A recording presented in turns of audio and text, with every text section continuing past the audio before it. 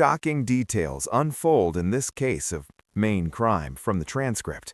From the courtroom drama to the jaw-dropping verdict, you won't believe what happens next. Stay tuned and watch the full breakdown. We're What's here. the background? Or? Yeah, so, well, it looks like we're here on a motion for early termination. Yes, Judge. Let me look at this. So, Mr. Rogers is on probation for two cases. In cause number 20-34772, on probation for aggravated assault with a deadly weapon. Was placed on was a 10-year deferred, is that correct? That's correct. October 26th of 2020. Yes, ma'am. And then, thank you.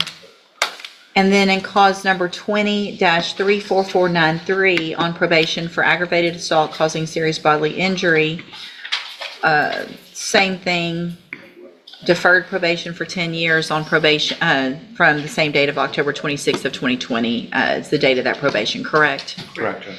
And Mr. Gertz has filed motions in each of those cases for early termination. Judge, I know typically this is something that you reach out to us in advance and just get our input on it. I just wanted it to be on the record due to the nature of the offense. I've spoken with his probation officer, and I don't believe she has any issue with an early termination. He also successfully completed Veterans Court and has done very well. I just was hesitant due to the nature of his offense. So my issue with this, and I did get Ms. Malfino's response when I sent it to her.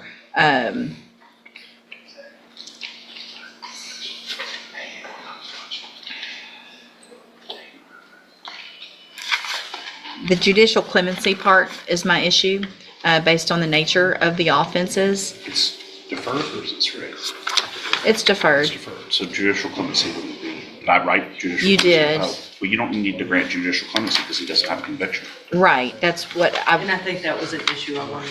yeah, I definitely did not. I'm sorry. So definitely that do- was just a holdover. I think that I just didn't notice in our filing. So I apologize. So sometimes that comes up, but only with a conviction case, Judge. And these are Right. both deferreds. So judicial clemency shouldn't be an issue.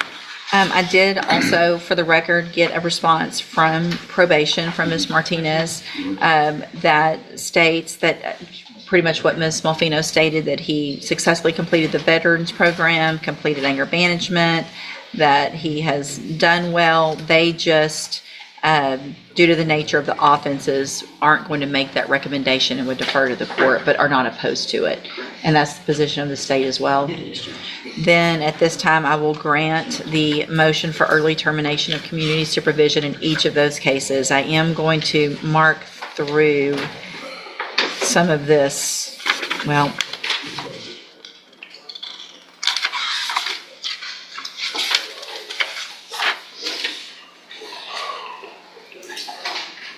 I'm going to mark through that request, that the request came to be considered and motion for, mark through that. So I just marked through the part that you talked about judicial clemency. Okay, thank And you, I Judge. have granted. I apologize for that. Nope, that's okay. That's an oversight on my part. So, Mr. Rogers, it sounds like you've done great. You're what we want to see with everybody on probation. You've been on for a little over half of your probation period, so you're entitled to early termination if you've done certain things. This is the type of case where I'm glad to be able to say that you've done it all. And you, I'm signing the order today, so you will be off probation. All right? Good luck to you. Thank you. This is Ms. Malfino. Oh, she's right there. She's coming. It's all good. Good morning. You're Ryan Hodge. And Mr. Kimler, will your client waive the formal reading of the indictment? So waived. And we're going on the full indictment, correct?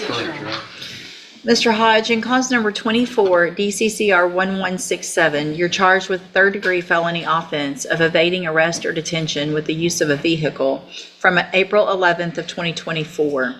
Your indictment further alleges that you were previously convicted of burglary, a second-degree felony, May 12th of 2015 in Grady County, Oklahoma, And on that same date, also convicted of possession of a controlled substance in Grady County, Oklahoma.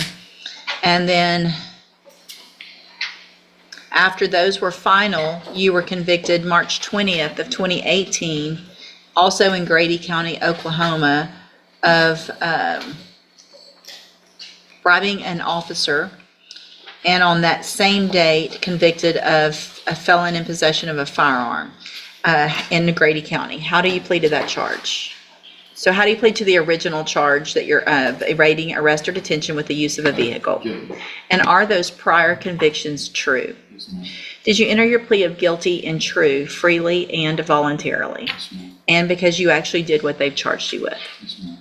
I have here on the tablet some documents that have your signature on them that the state has marked as exhibit number 1.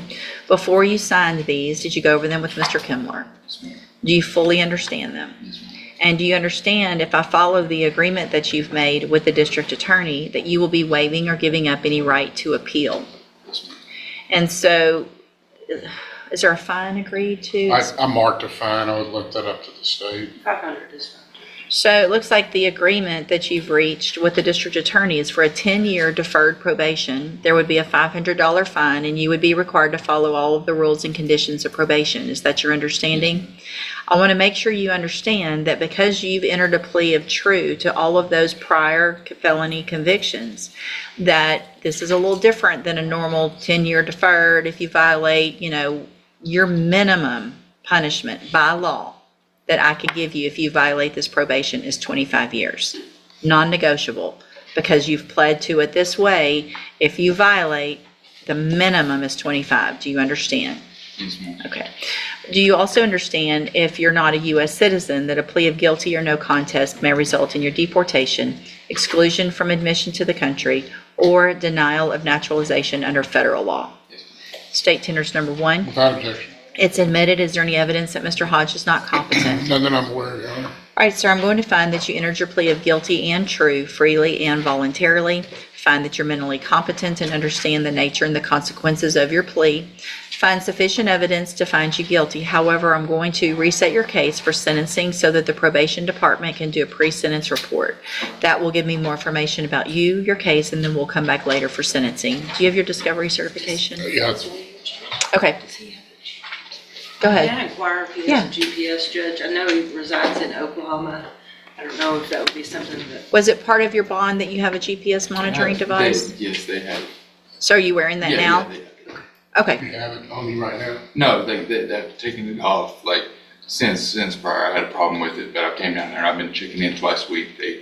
They've changed the stipulation of it, but So they said it- as long as they changed. It might have been, so your bondsman had that condition on you? Yes. Not the court? Okay. Yes, but she said you've been following up and going to court, everything's been good. Okay. All right, so it's very important. Obviously, today, stop and talk to probation. She's going to let you know what you need to do. You're going to need to go to the probation department before you leave. You're going to have to set up that appointment for that pre-sentence report. If for some reason you don't do that and you don't follow through, then you run the risk of me not accepting the plea agreement. Obviously, things could be much worse. If you're arrested for anything between now and when you come back for sentencing, obviously, I'm not going to accept the plea agreement. Things can be a whole lot worse. Do you understand?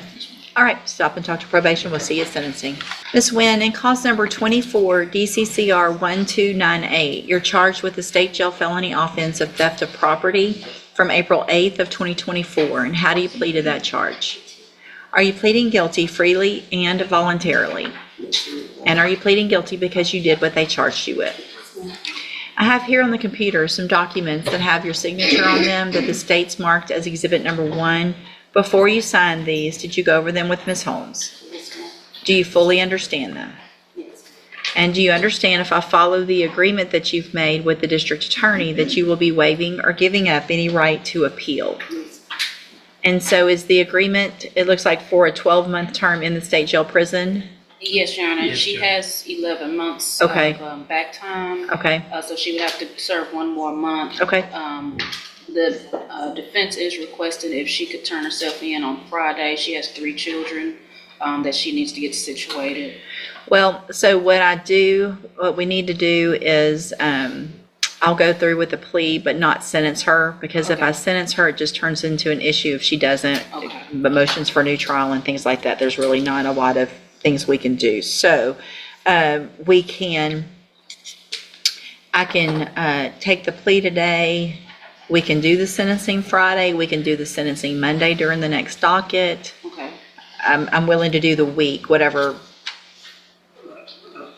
Couple of things, Judge. If we can maybe put on the record how we arrived at that time. And also there's the state, well, ordinarily I wouldn't be opposed to a defendant turning herself in at a later date. This plea was contemplated prior to today. In other words, this defendant knew that there was a very good chance that she would be going the other day. On its face, it just looks like a plain Jane state jail felony theft. But Judge, it appears that she may have been a part of a theft ring that committed more than about 29 total different crimes to the tune of about $50,000, Judge. So with all that being said, I'm not so amenable to her turning herself in later, but of course, it's up to the court. So here's what we'll do. We'll go through with the plea, and then we'll be here and do sentencing this Friday at 9 a.m. Yes, ma'am. Can you do that? I have municipal court Friday morning, but What time? we typically start at 8:30. But I could, I mean, it won't take long. yeah, I can tell them I'll need to leave and come and go back. I mean, we can do this at 8:30, and then you can just, instead of starting and stopping, and just be, I mean, it'll Little take late, 10 yeah. minutes. Okay, Would you rather that? Yeah, that's Instead of starting and stopping, just let them know you'll be a little bit late? yes, that's fine. Okay, so that's what we'll do then. All right, so, and you guys have talked to the clerk about the credit? Yes, so there were several counties in which Ms. Wynn was transferred throughout from 2024 to 2025. For various thefts. Okay. Yes, from various steps in various counties. So we have, we know that Jefferson County put the hold on her in June of 2024, Okay, and then she was released in May of 2025 okay, after completing all the other counties. okay, Yes, ma'am. gotcha. All right, so is that your understanding of the agreement? Yes, ma'am. And do you also understand, if you're not a U.S. citizen, that a plea of guilty or no contest may result in your deportation, exclusion from admission to the country, or denial of naturalization under federal law? State tenders number 1. No objection. It's admitted. Is there any evidence that Ms. Wynn is not competent? No, Your Honor. All right, ma'am, I'm going to find that you entered your plea of guilty freely and voluntarily. Find that you're mentally competent and you understand the nature and the consequences of that plea.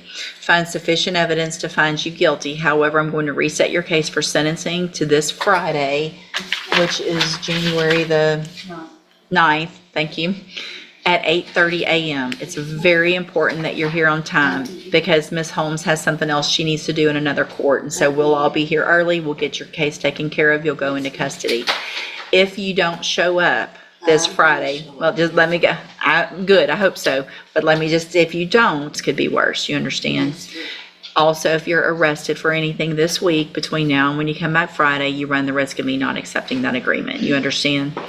And it sounds like there's the hold, there's some documentation of the hold that we had. And so the credit from that June date in 2024 to the release date in May will be granted as far as back time. Yes, ma'am. Did we already admit one? No, Judge. State tenders number 1. No objection. It's admitted. Is there any evidence that Ms. Wynn is not competent? No, Your Honor. All right, ma'am, I'm going to find that you entered your plea of guilty freely and voluntarily. Find that you're mentally competent and understand the nature and the consequences of your plea. Find sufficient evidence to find you guilty. However, again, I'm going to reset your case until Friday at 8:30. We do not need a pre-sentence report. You'll come in and be ready to go that day with the bailiff, okay? All right, we'll see you Friday morning. And you've got your certification? I gave it to her. I have it. You have it? Okay. All right, thank you. Yes, ma'am. So, do we know anything from Mr. Price?